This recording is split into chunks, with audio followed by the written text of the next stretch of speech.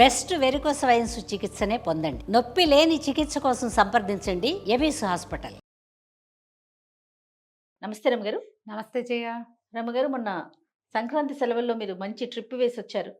దేవాలయాలన్నీ దర్శించుకొని వచ్చారు కదా? అన్నీ కాదు, కొన్నే. కొన్నేనా? చాలా లిస్ట్ చెప్పారు నాకు. కానీ అవన్నీ చేయలేదు. ఓహో, ఓకే. ఎక్కడికెక్కడికి వెళ్ళారు? ఏ ఏ దేవాలయాలను దర్శించుకున్నారు? 2 ప్రత్యేకంగా చూద్దాం అనుకున్నాం. ఆ, ఒక 5-6 ప్లాన్ చేసాం. ఓకే. అంటే మనం ప్రపోజ్ చేస్తాం, ఆ, డిస్పోజ్ చేయాల్సింది మనం కాదు కదా. అంతే కదా. ఉమ్, భగవంతుడు ఎక్కడెక్కడ అనుకూలించాడో ఆ అనుకూలించిన 2 చోట్ల సానుకూలంగా ప్రవర్తించి ఉమ్. నువ్వు ఇంతే ఇచ్చావు బాబు అని ఆయనకో దండం పెట్టుకుని వచ్చేసాం. ఎక్కడికి వెళ్ళారు రమగారు? యాక్చువల్గా ప్రతి సంక్రాంతికి మేము ఎక్కడో చోటకి వెళ్తూనే ఉంటాం జయ. ఆ. పెద్ద సంక్రాంతి పండగ హడావిడి లేదు, బొమ్మలు లేవు, డాక్టర్ గారికి సెలవు దొరుకుతుంది 2-3 రోజులు. అది ప్రధానమైంది అదే. అందుకని ఎన్నేళ్ల నుంచో సంక్రాంతి పండగకి మేము ఎక్కడో చోటకి వెళ్ళిపోతాం. ఓకే. ఇంచుమించు అమ్మ వెళ్ళిపోయాక నేను ఇక చిట్కుడూరు వెళ్ళలా. ఉహుం. అంతకుముందు కొద్దిగా కొన్ని ఏళ్ల క్రితమే కాస్త మానేసాం. ఆవిడ రమ్మంటూ ఉండేది, ఆన్ అండ్ ఆఫ్ వెళ్ళాం. దాని తర్వాత ఇంకా అమ్మ తర్వాత ఇంకా నేను సంక్రాంతి పండగకినో ఇంతే. ఆ ఊరు ఈ ఊరు ఈ ఊరు ఆ ఊరు ఒక్కసారి వెళ్ళానేమో ఈ 15-16 ఏళ్లలో అంతే. అదేలేండి. కొల్హాపూర్ వెళ్దామని ఎప్పటి నుంచో అనుకుంటున్నాం. అవును. ఈ కొల్హాపూర్ నుంచి గోకర్ణం వెళ్దాం అనుకున్నాం. వెళ్ళేటప్పుడే తూల్జాపూరు పండర్పూరు 2 చూసి అప్పుడు కొల్హాపూర్ వెళ్దాం. గోకర్ణం నుంచి మురుడేశ్వరు కొల్లూరు వెళ్దాం అనుకున్నాం. ఓకే. అసలు మనసులో ఉన్నది ఒకటి కొల్హాపూరు, రెండోది గోకర్ణం. ఈ 2 పేర్లు అందరికీ చెప్పి ఇదంతా తర్వాత చెప్పాం. అందుకని భగవంతుడు ఏం చేశాడంటే ఏ 2 మొదటి నుంచి చెప్తున్నామో మీరు ఆ 2కి స్టిక్ అవ్వండి, మిగిలివన్నీ మానేయండి అని మానిపించాడు. ఓహో. రకరకాలు సమస్యలు అను కొన్ని సర్కమ్స్టెన్సెస్ అను సిచ్యువేషన్స్ అను మొత్తానికి అలా అవ్వలేదు. ఓ, కానీ ఎర్లీ మార్నింగ్ బయలుదేరి మేము ముందు షోలాపూర్లో మా అబ్బాయిని పిక్ చేసాం. వాడు అక్కడికి వచ్చాడు. మేము అక్కడి నుంచి వాడిని తీసుకుని కొల్హాపూర్ వెళ్ళాం. మధ్యాహ్నానికి చేరిపోయాం. ఒక హోటల్ రూమ్ ఏదో తీసుకున్నాం. డ్రైవ్ చాలా బాగుంది నిజానికి. అవునా రమగారు? రోడ్లు అవి బాగున్నాయి? చాలా బాగున్నాయి, చాలా బాగున్నాయి. మధ్య మధ్యలో ఏదో చాలా ఇబ్బందులు చికాగ్గా అనిపించింది. చాలా చిన్న ప్లేసులు, చాలా తక్కువ బాగున్నాయి రోడ్లు. అసలు షోలాపూర్ నుంచి కొల్హాపూర్ వెళ్ళే రోడ్డు ఉంది జయ, ఎక్సలెంట్, నెంబర్ 1. ఓ, ఎంత బాగున్నాయి. సిమెంట్ రోడ్లు, మొత్తం హైవే అంతా సిమెంట్ రోడ్డే. ఎంత బాగున్నాయో రోడ్లు. ఆ వెళ్ళే దారిలో మామూలుగా మనం ఇక్కడి నుంచి ఈ మహారాష్ట్ర వైపు డ్రైవ్ చేస్తుంటే డ్రైగా కనపడతాయి రోడ్లు. అవును. కానీ షోలాపూర్ టు కొల్హాపూర్ రోడ్లో ఉన్న గ్రీనరీ, ఆ ద్రాక్ష తోటలు, అబ్బో ఎంత బాగుందో. సీజన్ కూడా కోఆపరేట్ Season చేసినట్లుంది మీకు. yes, అవును, చాలా బాగున్నాయి. ఈ ద్రాక్షవి ఏమిటో ఇలా తమాషాగా తీగలు కట్టించినట్టుండి అది ఏమిటో తెలియదు. అది తెలుసుకునేదాకా తోచదు నాకు. ఏమిటి, నేను గబుకుని మొక్కలు గుర్తుపడతా కదా, అవునవును. ఎందుకు ఇది నాకు తెలియట్లేదు, ద్రాక్ష ఇట్లా ఉండదు అని. మన వైపు నేను హైదరాబాద్ ద్రాక్ష తోటలు నాకు చాలా తెలుసు. మా ఫ్యామిలీ ఫ్రెండ్ ఒకరు చంద్రన్ గారిని, వారిది ఒక పెద్ద ద్రాక్ష తోట, మేము చాలాసార్లు వెళ్ళాం. ఓకే. ఒకసారి పూర్తి రైపు ఉన్నప్పుడు వెళ్ళాం. ఎన్ని ద్రాక్ష పళ్ళు కోసుకుని తిన్నామో పిల్లలు మేము. నాకు తెలుసు వాటి సైజు ఎత్తు. కానీ ఇవి అట్లా లేవు, కొంచెం పొట్టిగా ఉన్నాయి. ఓకే. గుర్తుపట్టలేకపోయాం. కానీ తర్వాత తెలిసింది ద్రాక్ష అని. కొన్ని చోట్ల పిందెలు పడి బాగా గుర్తులు కనపడ్డాయి. చాలా బాగుంది రోడ్డు. కొల్హాపూర్ ఊరు కూడా, ఈ ఊరు విశాలంగానే ఉంది. ఈ అమ్మవారి దేవస్థానం దగ్గరే ఒక 5 నిమిషాల వాక్లో మేము ఒక హోటల్ రూమ్ తీసుకున్నాం. చుట్టూతా అంతా దేవాలయానికి 4 పక్కల ఫుడ్ కోర్ట్లు, హోటల్స్, స్టే చేయటానికి ఎన్ని మార్గాలో ఆ ఊరు నిండా. మామూలుగా మనం ఏ ఊరైనా వెళ్తే ఇదివరకు చేసేవాళ్ళం అట్లా, ఆ ఊళ్ళో ఉన్న 4 ప్లేసులు చూడడము అలా జరిగేది జయ. ఇప్పుడు ఏమిటో మేము కూడా పెద్దవాళ్ళం అయ్యామనుకుంటా. కొల్హాపూర్ మహాలక్ష్మి అంటే మహాలక్ష్మి ఇంకా అటు ఇటు చూసే పని లేదు. అలా అయిపోయాం. పిల్లలు ఆ రోడ్లు ఈ రోడ్లు అన్నీ తిరిగేస్తారు, నడుస్తారు. మేము పడుకుంటాం, వాళ్ళ దారిని వాళ్ళు తిరుగుతూ ఉంటారు. మేము మాత్రం మహాలక్ష్మిని చూడాలి అంతే. వాళ్ళ ఇంటికి వెళ్తాం, వేరే వాళ్ళ ఇంటికి మేము వెళ్ళాం. అలాగే జరిగింది. ఓకే. ఈ మహాలక్ష్మి దేవాలయము, నేను క్రౌడ్ ఉందా రమగారు? క్రౌడు ఉన్నది ఒక మాదిరిగా. అక్కడ అలాగే నడుస్తూ ఉంటుంది జయ. బహుశా బయట నుంచి చూస్తే ఒక పెద్ద రాజకోట లాంటి అవును ఇది కనపడుతుంది. పెద్ద ఎలా అంటే ఒక కోట గోడ, దాంట్లో ఫీలింగ్ బయట నుంచి చూస్తే రాదు కదండి మనకి. రాదు. లోపలికి వెళ్ళాక కూడా నువ్వు దగ్గరికి వెళ్ళేదాకా ఎందులోకి నువ్వు వెళ్తున్నావో తెలియదు. దూరం నుంచి చూస్తే బుజ్జి బుజ్జి గోపురాలు, అది బుజ్జిగుడి ఫీలింగ్ వస్తుంది మనకి. అక్కడికి వెళ్ళిన తర్వాత తెలుస్తుంది జయ, ఎంత అపురూపమైన అనుభవం అంటే అది. ప్రతి చోట ఒక ప్రత్యేకమైన ఎక్స్పీరియన్స్ ఇస్తుంది అమ్మ. ఈ కోట గోడ చాలా పెద్దది, తలుపులు దానికి. మన ఈ కొల్హాపూర్ లోపలికి మనం గుడివైపుకి వెళ్తుంటే కూడా అక్కడ ఒక ఫోర్ట్ అవి ఉన్నాయి. ఇదివరకటి రోజుల్లో మా పిల్లలు ఫోర్ట్లు చూడగానే ఎగిరి గంతే దూకి వెళ్ళిపోదాం, అది చూడాలి అది అనేవాళ్ళు. ఇప్పుడు వాళ్ళకి ఇంట్రెస్ట్ తగ్గిపోయింది. మేము అసలు లిస్ట్ బాదాడు చెప్పాక గుడి అంటే గుడే. ఇంకా పెద్ద కోట పక్క నుంచే మనం వెళ్తాం ఆ లోపలికి. వెళ్తే ఈ అమ్మవారి దేవస్థానాన్ని కూడా చాలా పెద్ద ఇవి ఉండి 4 పక్కల ద్వారాలు ఉన్నాయి. మేము ఈ వైపు ద్వారం నుంచి ప్రవేశించాం. మేము వెళ్ళిన వైపు ద్వారానికి అది ఉన్నదన్నమాట. అది శివాజీ చౌక్లోంచి వెళ్ళాం మేము. పెద్ద ఛత్రపతి శివాజీ. కడుపు నిండిపోతుంది ఆయన. ఎక్కడ పెడితే అక్కడ అవి కనపడతాయి విగ్రహాలు. మనిషి కూర్చున్నట్టే. ఎంత బాగుంటుందో, చాలా సంతోషంగా ఉంటుంది. ఇంకా హిందుత్వం నిల్చుంది ఈయన వల్ల కదా అనిపిస్తుంది. అవునండి. అది మధ్యలో అట్లా విగ్రహం ఉంటుంది. అది పక్క నుంచి వెళ్తే అది పెద్ద గోడల్లే ఉండి లోపలికి వెళ్ళాక ఇంకా ఏమిటో గోడలాగా కనిపిస్తుంది. లోపల ఒక మందిరం కూడా ఉన్నది. కుడి చేతి వైపుకి తిరిగాక అప్పుడు మనం మందిరం వైపుకి వెళ్తాం. ఈ లోపలికి వెళ్తే మళ్ళా అక్కడ ఇంకొక తలుపు గోడ కొంచెం చిన్న. ఇప్పుడంతా ఏముంది, ఇంతమంది జనం వెళ్తున్నాం కదా, అన్ని ద్వారాలు వాసాలు వాటి మధ్యలో నుంచి ఇట్లా సన్నగా నడుచుకుంటూ వెళ్తాం. కొంచెం సెక్యూరిటీ ఇదేదో ఉన్నది. అది దాటుకుని లోపలికి వెళ్తే ఒక రావి చెట్టు ఉంది దేవాలయంలో. ఎట్లా పెట్టారంటే మనం మెట్లు ఎక్కి ఆ రావి చెట్టుకి ప్రదక్షిణ చేసో చేయకుండానో ఎక్కి ఆ రావి చెట్టు మీద నుంచి మళ్ళీ కిందకి దిగి మెయిన్ లైన్లోకి వెళ్తాం. ఎవరైనా అందులోకి ఎక్కి అందులోంచి దిగాల్సిందే. ఇట్లా పెట్టారు. ఈ దిగి వెళ్తే అప్పుడు మనం అసలు దేవాలయం దగ్గరికి వెళ్తాం. ఈ దేవాలయము ఇట్లా నక్షత్రాకారంలో ఉంది జయ. బహుశా పైనుంచి చూస్తే అదేమైనా శ్రీచక్రపు కోణాలేమో అనిపించేలాగా ఉంటుంది. ఇట్లా కోణాలుగా ఉండి ఈ కోణాలన్నిటి మీద కూర్చుని పూజ చేసుకుంటూ కనపడ్డారు ఆడవాళ్ళు. మేము వెళ్ళిన రోజున సంక్రమణం. మేము వెళ్ళింది ఏ రోజు, ముందు భోగి రోజు వెళ్ళాం. భోగి నాడే మేము వెళ్ళింది. భోగి నాడు సాయంకాలం ఒక దర్శనం చేసాం. సంక్రమణం మర్నాడు పొద్దున సంక్రాంతి రోజున ఒక దర్శనం చేసాం. ఈ మొత్తం ఇది నిండా అసలు అక్కడ మరాఠీ వాళ్ళ పూజా విధానమే ఏదో వేరేగా ఉంది. ఓ 9 వక్కలు, తర్వాత 9 పువ్వులు, పంచదార గోళీలు అవి పెడతారు. తర్వాత అన్నిటికీ వస్త్రాలు, అన్నిటికీ ఉపవీతాలు, అన్నిటికీ పసుపు తాళ్ళు పూళ్ళని పెట్టి వాళ్ళంతా ఎవరి పూజలు గందరగోళంగా పూజ చేసుకుంటున్నారు. మనకు అర్థమయ్యే పూజ కదా, అక్కడ విధానం వేరు కదా. ఈ మొత్తం లైన్ అంతా అదే. మనం ఈ దాంట్లోకి ఆ వరసలోకి వెళ్తే ముందు ఎడం వైపు బాలాజీ దర్శనం ఇస్తాడు. ఒక 3 మెట్లు ఎక్కితే చక్కగా ముఖ దర్శనం అవుతుంది. శంఖచక్రధారిగా నిలబడి ఉన్నాడు స్వామివారు. ఏమిటి, ఈ దేవాలయం తాలూకు గోడలోనే. ఆయన దర్శనం చేసుకుని ఇంకో మలుపు తిరిగి ముందుకెళ్తే గణపతి కనిపిస్తాడు. సాక్షి గణపతి అని రాయబడి ఉంటుంది. పైకి ఆరెంజ్ కలర్ చక్కగా రంగు పూసి బాగా స్పష్టంగా నిలబడి ఉన్న గణపతి దర్శనమిస్తాడు. ఈ గణపతిని చూసిన తర్వాత మనం పైకి దేవాలయంలోకి ప్రవేశిస్తాం. లోపల ఎన్ని రకాల స్తంభాలు ఉన్నాయో జయ. చాలా స్తంభాలు. అన్ని స్తంభాల మధ్యలో నుంచి నడుస్తూ వెళ్తాం మనం. ఈ శ్రీచక్రాకారంలో నిలబడి నక్షత్రాకారంలోనూ కనపడుతున్న గూడంతా ఈ స్తంభాల మీద నిలబడి ఉంది. నల్లటి స్తంభాలు, ఎంత నునుపైన చెక్కడమో, ఎంత చక్కటి పనితనము. మనం లోపలికి వెళ్తుంటే ముందు మహాకాళి మహాసరస్వతి దర్శనమిస్తారు. సరస్వతి స్వరూపం, తర్వాత మహాకాళి స్వరూపం. ఒక పక్కనేమో సూర్యనారాయణుడు, తర్వాత వరుణదేవుడు ఇల్లు దర్శనమిస్తారు. లోపలికి వెళ్తుంటే పెద్ద ప్రతిమా విశేషం ఒకటి కనపడుతుంది. దాని పక్క నుంచి మనం లోపలికి వెళ్తాం. నాకు అక్కడ విపరీతంగా నచ్చింది ఏంటంటే ప్రతి వాళ్ళకి ఒకే రకమైన దర్శనం ఇస్తుంది అమ్మవారు. నువ్వు ముందెళ్ళావు, నేను వెనకొచ్చాను అలాంటిది లేదు. టికెట్లు లేవు, ఏమీ టికెట్ లేదు. మొత్తం వెళ్ళిన వాళ్ళందరికీ ఒకే రకమైన దర్శనం లభిస్తుంది. కొంచెం బాగా లోపల దాకా వెళ్ళిన తర్వాత కొద్దిగా ఆడవాళ్ళ లైన్ అమ్మ ఈ సందులో ఇంకో స్తంభాల పక్క నుంచి వెళ్ళాం అంతే. అందరము ఆమె ఎదురుగుండా నుంచే వెళ్తాం. తిరిగి వచ్చేటప్పుడు మళ్ళీ ఆమెను చూసుకుంటూనే వస్తాం. ఎట్లా ఉన్నది, మనం టీవీలో ఎలా స్పష్టంగా చక్కగా ఇట్లా మొహం ఎదురుగుండా నిలబడి చూస్తామో అంత ముఖం ఎదురుగుండా నిలబడి సన్నిధిలో కన్నులారా అసలు తోసేయటం, లాగేయటం, గందరగోళం ఏమీ లేదమ్మా.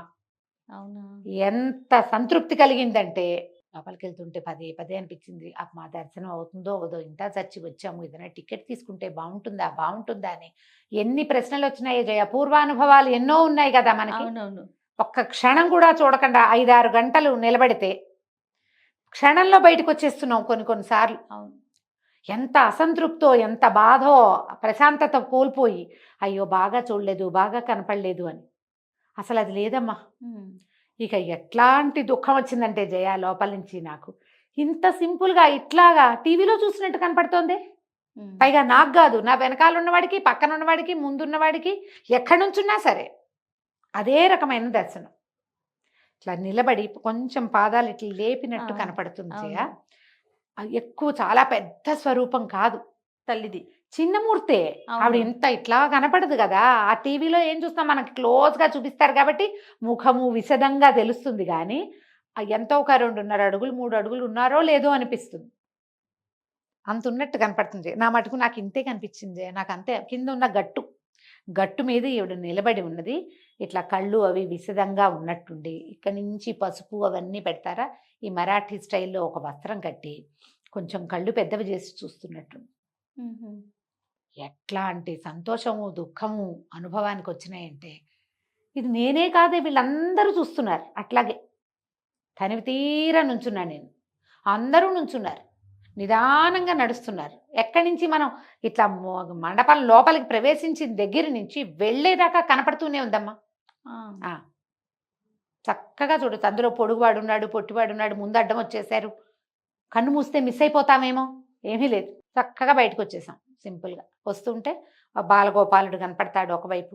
అక్కడి నుంచి ఈయన పేరేంటి, మన ధన్వంతరి దర్శనము. మళ్ళా సరస్వతి అమ్మవారి ఇంకోసారి కనిపిస్తుంది. దిగి బయటకు వస్తే మళ్ళీ పక్కన ముఖ దర్శన మండపం అని ఇంకొకటి కనపడుతుంది. ఏమీ లేదు. మళ్ళీ ఆ మండపం ఎక్కామనుకో, మళ్ళీ వెళ్ళి అమ్మవారి ఎదురుకుండా నుంచున్నట్టే మనం. ఇప్పుడు వీళ్ళు జనాలు వెళ్తున్నారుగా, వాళ్ళకి వెనక్గా మనం నుంచుంటాం. అక్కడ ఒక అడ్డుకట్టు ఉంది, ఒక ఇవి ఉన్నాయి, ఏమంటారు, లోపలికి వెళ్ళనివ్వరు. కానీ మనం ఎదురుగుండా నుంచున్నప్పుడు మనకి ఏ దర్శనం లభించిందో, ఈ ముఖ దర్శన మండపంలో నుంచి కూడా ఆ అమ్మ అంత జేజీ అలాగే కనపడుతుంది. అద్భుతమైన విషయం రమ్మగారు. చాలా. నాకు ఆ టికెట్ లేకపోవటం ఒకటి బాగుంటే, ఎక్కడ నుంచున్నా ఎవరికైనా అందరికీ లక్ష్మీదేవి సమానమని చూపించింది. చాలా చాలా చాలా ఎన్ని చాలాలు నచ్చిందో, ఎంత కడుపు నిండిపోయిన భావన వచ్చిందో. అయితే మంచి రష్ ఉంది. ఈ లైన్ చాలా సమయం పట్టింది లోపలికి వెళ్ళడానికి. నిదానంగా వెళ్ళాం. నేను మొదట 5 సార్లు చేశాను లక్ష్మీ అష్టోత్తరం. అంత సమయం పట్టింది. అదేలేండి. దబదబా జైల నిదానంగా చేసుకుంటూ వెళ్ళినా. ఎక్కడి నుంచి మొదలుపెట్టా, వెంకటేశ్వర స్వామి కనపడ్డాక మొదలు పెట్టుకున్నా. బోళ్ళంత మంది తెలుగు వాళ్ళు కూడా కనపడ్డారు. కిందకు వస్తే మళ్ళా మనకి దత్తాత్రేయుల వారి దర్శనం అవుతుంది. అక్కడ దత్తాత్రేయుల వారు ప్రతిరోజు మధ్యాహ్నం భిక్ష చేస్తారు. దత్తాత్రేయుల వారి పాటల్లోనే మనకి కొల్హాపుర భిక్షేసి అని కనపడుతుంది. ప్రతి మధ్యాహ్నము కొల్హాపూర్లో భిక్ష చేస్తారు ఆయన లక్ష్మీదేవి దగ్గర. ఇక్కడికి వస్తారట. దత్త మందిరం ఉంది. మరి వెనక వైపునేమో ఈవిడ మన తుల్జాభవాని కనపడుతుంది. రాముల వారి సన్నిధి ఒకటి ఉంది. అన్ని సన్నిధుల చుట్టూతా ఇట్లా విశదంగా వెడల్పుగా బాగా పెద్దదిగా 4 పక్కల నుంచి ద్వారాలు, అన్ని పక్కల నుంచి లోపలికి ప్రవేశము. ఎంత బాగుందో, చాలా సంతోషంగా అనిపించింది. వెళ్ళిపోయాం. మళ్ళీ మర్నాడు పొద్దున్న 6 గంటలకు మళ్ళీ వచ్చేసాం మేము. పొద్దున్నే కొంచెం జనం తక్కువ ఉంటారు. పూజలు విధానాలు ఉన్నాయి అక్కడ. 8 గంటలకు ఒకసారి అభిషేకం ఏదో ఉన్నదట. 8 గంటలకు ఉంది, 5:30కు ఒక అభిషేకం ఉంది, 8ంటికి ఒక అభిషేకం ఉంది. ఏవో బోల్డ్ ఉన్నాయి. మేమేం పూజలు వాటికి ఇంపార్టెన్స్ ఏమో, దర్శనమే కళ్ళ నిండా చూసేయాలి కరువు తీర. అంతేగాని అక్కడ పూజ చేసుకుంటే ఫలితం వస్తుంది, ఎందుకో ఆ భావాలు తగ్గిపోయినాయి జయ. చిన్నప్పుడు ఉండేవట్లా, ఇప్పుడు ఏమి ఉండదు. మరి కాసేపు సన్నిధిలో ఉండటం, ఆ ప్రాంగణంలో కూర్చోవటం మీదే నా దృష్టి ఎక్కువ. వాళ్ళు కూడా అలాగే అయ్యారు. నాతో ఉన్న జనం అంతా అలాగే ఉన్నాం. కానీ పూజ చేద్దామన్న తాపత్రయం లేదు మాకు. చక్కగా మా ఈ చుట్టూతా జనం అంతా ఏంటంటే మన తామర పూలు ఏవైనా పట్టుకెళ్తే అక్కడ ఇవ్వచ్చు. అక్కడ ఏంటంటే మనం ఏదైనా దక్షిణ వేస్తే కనుక లోపల నుంచి కొబ్బరికాయలు తీసి చేతిలో పెడతారు. సగం ఒలిచిన కొబ్బరికాయలు. ముందు రోజు నాకు కొబ్బరికాయ ఇచ్చారు, మర్నాడు పిల్లవాడికి ఒక కొబ్బరికాయ ఒక చీర ఇచ్చారు. దర్శనం బాగా అయింది. సరే, మేము కొల్హాపూర్ దర్శనం అయిపోయిన తర్వాత ఇక్కడి నుంచి గోకర్ణం బయలుదేరాం. గోవా మీదుగా కూడా వెళ్ళే దారి ఒకటి ఉంది, కానీ మేము ఆ దారి తీసుకోలే. కొంచెం ఇంకొక 20-25 కిలోమీటర్లు ఎక్కువ. నేనన్నా మనం మళ్ళీ గోవా వెళ్ళేది లేదు, సముద్ర తీరం చూసుకుంటూ వెళ్ళొచ్చు కదా అన్నా. కానీ మీరేం పెద్ద ఇష్టపడలే. ఎందుకు, ఘాట్స్ ఉన్నాయి, ఎక్సలెంట్ రోడ్లు. గోకర్ణం వెళ్ళే రోడ్డు కూడా మధ్యలో 1-2 చోట్ల కొంచెం చికాకు పెట్టింది, కానీ మిగిలిన రోడ్లన్నీ బాగున్నాయి. గోకర్ణం కూడా వెళ్ళిపోయాం. గోకర్ణ వెళ్ళాం, సముద్రంలో దిగాం. సముద్రానికి దేవాలయానికి పెద్ద దూరం లేదు. అవును. నువ్వు వెళ్ళావు కదా. గోకర్ణం వెళ్ళాను కానీ ఉమ్. ఆ, మన కొల్హాపూర్ వెళ్ళలేదా? వెళ్ళలేకపోయాను అమ్మగారు. వెళ్ళాలి జయ, తప్పకుండా. హైదరాబాద్ నుంచి 8-9 గంటల ప్రయాణమే, అదే సింపుల్గా వెళ్ళిపోవచ్చు. చూడాల్సిన దర్శనం. తప్పకుండా. ఈ గోకర్ణంలో మేము అవతల వైపు నుంచి వచ్చాం. దేవాలయం దగ్గర రోడ్లు ఎంత సన్నటివో, కారు వెళ్ళదనుకున్నాం. శుభ్రంగా కారు వెళ్ళిపోవటం, వెళ్తుంది వెళ్తుంది అని చెప్తూనే ఉన్నారు. అదంతా వన్ వేనే. మళ్ళీ దేవాలయం వైపు ఎదురొచ్చే వీలే లేదు అసలు, రానివ్వరు ఇంకా. ఒకవైపు నుంచి అలా వెళ్ళి వెళ్ళి ఆ సన్న సన్న సన్న సన్న రోడ్లన్నీ తిరుక్కుంటూ వెళ్ళాం. వెళ్ళి సరిగ్గా బీచ్లో కారు ఆపుకొని, బీచ్కి దగ్గరలోనే ఒక రూమ్ తీసుకున్నాం మేము. నిమ్మి అనేది బాగుంది ప్లేస్, చక్కగా ఉంది. 2-3 రకాల రూములు ఉన్నాయి. మేము ఏదో ఒక రూమ్ తీసుకున్నాం, 3 బెడ్స్ కావాలని. అక్కడ ఆగి సాయంకాలం ఒకసారి దర్శనానికి వెళ్ళాం. సాయంకాల దర్శనము 7 లోపల వాళ్ళు ఏదో మరి మూసేస్తారు అంటే 7 లోపల ఎట్లా మూసేస్తారు, ఇంత గుంపు ఉన్నారు అనుకున్నాం మేము. చాలామంది జనం ఉన్నారు, ఎంత లైనో. మేము వెళ్ళిన తర్వాత కూడా మా వెనకాల ఒక 500-600 మంది చేరారు. ఇంతమంది జనము నుంచున్నాం, ఆపేశారు సడన్గా. అయ్యో రామా, ఇలా ఆపేశారు ఏమిట్రా, మాకేమీ అర్థం కాలేదు. అంతా కన్నడ వాళ్ళు ఏదో చెప్తారు, మనకు అర్థం కాదు. ఎలా కనుక్కోవాలో తెలియలా, అక్కడ ఎవరితో మాట్లాడాలో కూడా తెలీదు. వెళ్ళిపోయాం అంతే, లైన్లో నుంచున్నాం, లైన్ నుంచి అటాటా లోపలికి వెళ్ళిపోయాం. ఎంత నడిచామో, నడిచి నుంచుని పుష్కలంగా తెలుగు వాళ్ళు మాత్రం కనపడ్డారు. మన వాళ్ళు ఎక్కడ పడితే అక్కడే ఉంటున్నారు ఇప్పుడు. అదే కదా, ఏ మూలకి వెళ్ళినా మనం మన వాళ్ళు కనిపిస్తూనే ఉంటాం. అక్కడి నుంచి లోపలికి వెళ్ళిన తర్వాత ఈ ఇంచుమించు సన్నిధికి పక్కనే నిలబడి ఉన్నాం. కానీ మేము లోపలికి వెళ్ళాలా. 7:30కి మహామంగళ హారతి జరుగుతుందట సాయంకాలం. ఆ హారతి అయిన తర్వాత మళ్ళీ మనకి దర్శనం ఇస్తారు. కానీ మనం స్వామిని ఇట్లా ఊరికే బయట నుంచి చూసి దండం పెట్టుకుంటాము. మనం దేనికోసం గోకర్ణం వెళ్ళామో అది లభించదు. సాయంత్రం 7:30 తర్వాత వెళ్తే, 7 తర్వాత వెళ్ళకూడదు అసలు. సరే ఏముంది, దర్శనం అందరూ దర్శనం చేసుకున్నాం, దండం పెట్టుకున్నాం. లోపల కూర్చుని చల్లగా ఉంది, బాగుంది, చకచకా వెళ్ళిపోండి, గుడి మూసేస్తారు అని ఇలా కేకలు పెట్టారు. మెల్లిగా బయటకు వస్తూ ఎవరినో కనుక్కున్నాం. బాబు ఏమిటైనా సంగతి అంటే ఆయన కొంచెం హిందీలో చక్కగా చెప్పాడు. పొద్దున్నే రండి, 6 to 12 స్పర్శ దర్శనం లభిస్తుంది. అభిషేకం కావాలంటే ఉంటుంది 8:30కి. ప్రోటోకాల్ అవి కూడా 9 తర్వాతే. ఎర్లీ మార్నింగ్ వస్తే స్పర్శ లభిస్తుంది అని. ఈ స్పర్శ అంటే మనం శ్రీశైలంలో స్పర్శ చేస్తాం, కాశీలో స్పర్శ ఉంది, ఇది కూడా అలా ఉంటుంది అని. అయితే శ్రీశైలంలో కాశీలో ఇవన్నీ ఒక దారి అయితే, ఇక్కడ ఉన్నది సాక్షాత్తు పరమేశ్వరి ఆత్మలింగం అని చెప్పబడుతుంది. దాన్ని ముట్టుకోవటం అంటే ఏమిటి, అది ఊహొస్తేనే ఎలాంటి జల్లుమంటుంది. వాళ్ళు బయటకు వస్తే వాళ్ళు ఎవరు చాలామంది తెలుగు వాళ్ళు పలకరించారు. ఒక ఆవిడ అడిగారు కూడా, ఇక్కడ అభిషేకాలు పూజలు అవి లేవు, ఏమి టికెట్లు అవి తెలియలేదంటే, కాదు 8:30కి పూజ ఉంది, అభిషేకం చేసుకోవచ్చు అంటే. స్పర్శ అభిషేకం అంటే నా ఓటు స్పర్శకే, ఎందుకంటే అది ఎక్కడా లభించేది కాదు. అభిషేకం అన్ని చోట్ల కుదురుతుంది, ఇక్కడ స్పర్శే కదా ముఖ్యము. మరి వాళ్ళు ఏం చేశారో మళ్ళీ వాళ్ళు నాకు కనపడలా. మర్నాడు పొద్దున ఇంకా చాలామంది కనిపించారు. మేము బాగా అలసిపోయాం ఈ ప్రయాణంతో. తెల్లవారి 6 గంటలకి మళ్ళీ లైన్లోకి వెళ్ళాం. లైన్లోకి వెళ్తే దాదాపుగా ఒక గంట 10 నిమిషాల్లో, గంట 20 నిమిషాల్లో వెళ్ళిపోయాం లోపలికి. వెళ్తే ముందు రోజు రాత్రి మేము నమస్కారం చేసుకునేది ఏమిటి, వెనకాల ఏదో ఒక స్వరూపంలాగా కనపడింది. ఎక్కడ దండం పెడుతున్నామో తెలియకుండా గర్భగుడికి నమస్కారం చేశాం. అసలు ఆయన ఇక్కడ ఉన్నాడు. పాన్వట్టం మీద, పాన్వట్టం కూడా పూర్తి పాన్వట్టపు ఆకారంలో లేదు, ఒక తమాషాగా ఉంది అక్కడ, గొట్టంలాగా ఉందని చెప్పాలి జయ. ఒక ఏమంటారు, లోట లాంటిది పెట్టుంటే ఎలా ఉంటుంది అలా ఉన్నది. ఆయన తెలుగా, హిందీయా, ఇంగ్లీషా, కన్నడ, తమిళమా అది లిస్ట్ అడిగారు అర్చకులు. తెలుగు అనగానే ఆయన గబగబా చెప్పడం మొదలుపెట్టారు. రావణాసురుడు ఆత్మలింగం తెచ్చాడు, భూకైలాస్ సినిమా చూసారా, ఎన్టీ రామారావు భూకైలాస్ అని చెప్పి ఆత్మలింగం ముట్టుకోండి అని చెప్పారు. నేను ఇప్పుడు చెప్పలేకపోతున్నాను జయ, నాకు వచ్చిన ఫీలింగు. ముందు పిల్లవాడే మా అబ్బాయే వంగేడు, ఇట్లా మోకాళ్ళ మీద కూర్చునేసరికి ఆయన కూర్చోవద్దు, కూర్చునేది కాదు, వంగి చేయి పెట్టమన్నారు. వాడు వంగి అప్పుడు అలా ఉంది కదా, అందులోకి చేయి పెట్టి, లోపల చేయి పెట్టి తీసేసాడు. ఈయన పెట్టారు చెయ్యి. నాకు మామూలుగా శివలింగాన్ని ముట్టుకోవటానికి నాకు శంక, నేను చెయ్యను ఆ పని, చెయ్యి వెళ్ళటల్లా, చేసేద్దామని ఉంది. ఆయన ముట్టుకో ఏం పర్వాలేదని చెప్పారు. ఆ చెయ్యి పెడితే లోపల ఇసుక నాకు తగిలింది. పాలు, నీళ్లు, కొన్ని పువ్వులు, అభిషేక జలాల లోపల మనం ఇట్లా ముట్టుకుంటే మన చేతికి ఇసుకలాగా తగులుతుంది జయాది. అంటే దాని కింద ఆత్మలింగం ఉన్నది. మనం ఆత్మలింగపు శిరోభాగాన్ని ముట్టుకుంటున్నట్టు. ఆ చేయి బయటికి తీస్తే ఆ చేతికేసి చూసుకుంటూ కాళ్ళు చేతులు తేలిపోయినాయి ఇట్లా నాకు. దండం పెట్టుకున్నాం, ఏదో నమశివాయ లోపల నడుస్తోంది. బయటకు వచ్చేసరికి నేను అసలు చాలాసేపటి దాకా అందులోంచి బయటికి రాను అనుకున్నా. ఈ బయట మనకి తెలుగు వాళ్ళు ఉంటారా, వీళ్ళు దేవాలయానికి వచ్చారు, డిస్టర్బ్ చేయకూడదని అనుకోరు. ఎవరో ఒకళ్ళు వెంటబడి పలకరించి ఊరికే పలకరింపు కాదు, గబుక్కును ముట్టుకుంటారు. సరే ప్రేమాతిశయం నేను కాదని అన్నగానే ఈ రేర్గా వెళ్ళిన దేవాలయాల ఆ అద్భుతమైన అనుభూతిని ఉండనివ్వటల్లా.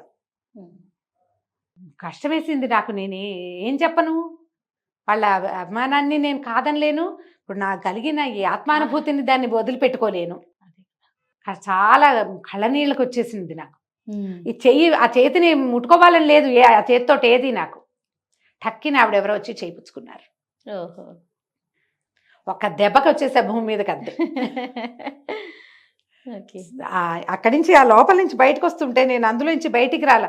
పలకరిస్తుంటే మాట్లాడుతున్నా, ఏదో అంటున్నాను, కానీ ఈ చెయ్యి పట్టుకునేసరికల్లా వదిలేసింది అనమాట. కొంతమంది వంగి దండం పెడతారు, అదో ప్రాబ్లం. సరే ఏం చేస్తాం. సరే కానీ మా ఫ్రెండ్ ఒకరు శాంతి గారు ఇంతకుముందు వెళ్ళొచ్చారు. ఆవిడ చెప్పారు, మీరు ఎర్లీ మార్నింగ్ 5:30 కల్లా వెళ్ళిపోండి, స్పర్శ అందుతుంది అని. గోకర్ణంలో చేసి తీరవలసింది అది. నువ్వు ఏం అభిషేకం చేసుకో, ఏ పూజ చేయకు, దేవాలయం చుట్టూ ఎన్ని ప్రదక్షిణాలు చేయండి, ఆ లోపల చేయి పెడితే వచ్చేటువంటి సంతోషం, ఆ అనుభవం చేసి తీరవలసిందే ప్రతి వాళ్ళు కూడా. బయటకు వచ్చాం. లోపల అమ్మవారు తామ్రగౌరి అనే స్వరూపంలో కనపడుతుంది. మేము వెళ్ళేసరికి అలా నిరలంకారంగా నిలబడి ఉన్నదమ్మ. ఆ తామ్రగౌరి దర్శనం చేసుకుని పక్కనే తామ్రపర్ణిని ఒక కొలను ఉంటుంది, అస్థి విసర్జనం చేస్తారట అక్కడ. దాంట్లో అస్థికలు కనపడతాయి చాలామంది. గోకర్ణ క్షేత్రం పితృ కార్యాల కోసం ప్రత్యేకమైంది కదా, ఈ నారాయణ బలి అవి చేస్తారు. అవును, ఎప్పటెప్పటివో ఈ పితృదోషాలు హరిస్తుంది ఆ క్షేత్రం.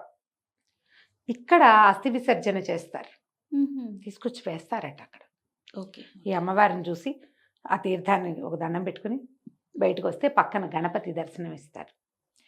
ఇది వరకు చూపించేవారట, ఇప్పుడు చూపించట్లేదు, కానీ గణపతి నెత్తి మీద మొట్టికాయ కనపడుతుందట, ఒక ఉంటుందట. ఇది వరకు ఒక రోజుల్లో కరోనాకి ముందో ఎప్పుడో ఇచ్చేవారేమో, లేదా మరి మరీ పొద్దున్నే వస్తే ఏమైనా కుదురుతుందేమో, లేదా ఏ ప్రోటోకాలో పట్టుకుని వెళ్ళగలిగిన వాళ్ళకి దొరుకుతుందేమో. గణపతి నెత్తి మీద మనం ఆ శిరస్సు మీద ముట్టుకుంటే ఇట్లా చిన్న లొట్టు ఉంటుందట. రావణాసురుడు ఆయన్ని ముట్టాడని చెప్తారు కదా కోపంతో, ఆ చిన్న ఇట్లా గుంట ఉన్న గణపతి విగ్రహం స్వామివారు చక్కగా ఉన్నాడు. ఎంత బాగున్నాడో, మహముచ్చటగా ఉన్నారు. ఆయన కూడా చూసి దండం పెట్టుకుని తర్వాత పుంఖాలుగా వాళ్ళకి వీళ్ళకి ఫోటోలు ఇచ్చి అయిపోయిందని అక్కడి నుంచి బయలుదేరి వచ్చేసాం. కాకపోతే మేము తిరిగి వస్తూ మళ్ళీ కొల్హాపూర్ వచ్చాం. ఓ, మళ్ళీ వచ్చాం. అదొక అనుభవం. మధ్యలో గోవన్ రూట్లోకి తిరిగి మా వాడిని, అక్కడ వాడి ఫ్రెండ్స్ ఉన్నారు, ఆడు వదిలిపెట్టి ఆ గోవా మొత్తం దారులన్నీ సముద్ర తీరాలన్నీ చూస్తూ ఎన్నో రకాల ఘాట్లు ఎక్కి దిగి ఎక్కి దిగి ఎక్కి ఎక్కి దిగి దిగి ఇదే పని. బ్రహ్మాండంగా ఉంది డ్రైవ్, చాలా అంటే ఎంజాయబుల్గా ఉండే డ్రైవ్లు చేసి మళ్ళీ కొల్హాపూర్ చేరాం. ఆ రాత్రి చేరిన రోజు రాత్రి మళ్ళీ దర్శనం చేసుకున్నాం. బయటకు వచ్చి కూర్చుంటే మేము 1.5 గంట చేసిన దర్శనాన్ని వాళ్ళు ఎవరో ఒక తెలుగు ఫ్యామిలీ, ఒక భార్యాభర్త ఇంత పిల్లవాడు వచ్చారు. వాళ్ళు ఏదో ఏర్పరచుకున్నారు ఎవరినో ఇక్కడ దర్శనం అరేంజ్ చేయడానికి. మర్నాడు అభిషేకం ఉంది. వాళ్ళు వీళ్ళని మళ్ళీ దర్శనం చేయిస్తాము అంటే రండి మీరు కూడా అని నన్ను పిలిచింది. సింపుల్గా 1 నిమిషంలో ఈ మొత్తం 1.5 గంటన్నర లైన్ని దాటేసి మమ్మల్ని పిలిచింది అమ్మవారు. మరి ఓహో, సుహాసిని అనే అమ్మాయి రూపంలో నన్ను దగ్గర మళ్ళీ పిలుచుకెళ్ళి, నువ్వు సంతోషించావు, ఇప్పుడు ఇంకా సంతోషించు అని మళ్ళీ ఇంకోసారి తీసుకెళ్లి సన్నిధిలో నుంచోబెట్టింది. శుక్రవారం సాయంకాలం పల్లకి సేవ చేస్తారు అమ్మవారికి. మేము మొదట వెళ్తున్నప్పుడు, మేము శుక్రవారం రాత్రి ఉన్నాం అక్కడ. మొదట వెళ్ళేటప్పుడు పాలకిని అలంకరిస్తున్నారు. ఆ పల్లకిని ఇట్లా అమ్మవారి దేవాలయం చుట్టూతా ఒక్క పరిక్రమ చేయిస్తారు. ఓకే. ఆ పరిక్రమని కూడా చూసి పల్లకి సేవను కూడా సేవించుకుని శుక్రవారం రాత్రి అక్కడ పడుకుని శనివారం పొద్దున్నే బయలుదేరి వచ్చేసాం. అద్భుతమైన దేవాలయాలు రెండు. ఈ రెండిట్లలో నా అనుభవం ఏంటంటే, ఇక్కడ టికెట్లు లేవు, అందరికీ సార్వజనీనమైన, అందరికీ సమానమైన దర్శనాన్ని అమ్మగారి అయ్యవారు కానీ అనుకూలంగా ఇస్తారు. మేము ఈ కర్మానుభవాలు కనుక మిమ్మల్ని ఒప్పుకుంటే చక్కటి దర్శనం లభిస్తుంది. టికెట్ లేవు, హైరాన్ లేదు, ఏమీ లేదు. మేము ఏ పూజలు చేయించుకోలేదు. కానీ పరమ సంతోషమైన దర్శనాలతోటి తిరిగి వచ్చాం. ఇంక ఈ ఊళ్ళో అవి చూడలేదు, ఇవి చూడలేదు, నథింగ్ డూయింగ్, అవేం అక్కర్లా మాకు. ఇవి రెండే చాలు. చాలా బాగా అయింది. రైట్ రమ్మ గారు, నమస్తే. నమస్తే.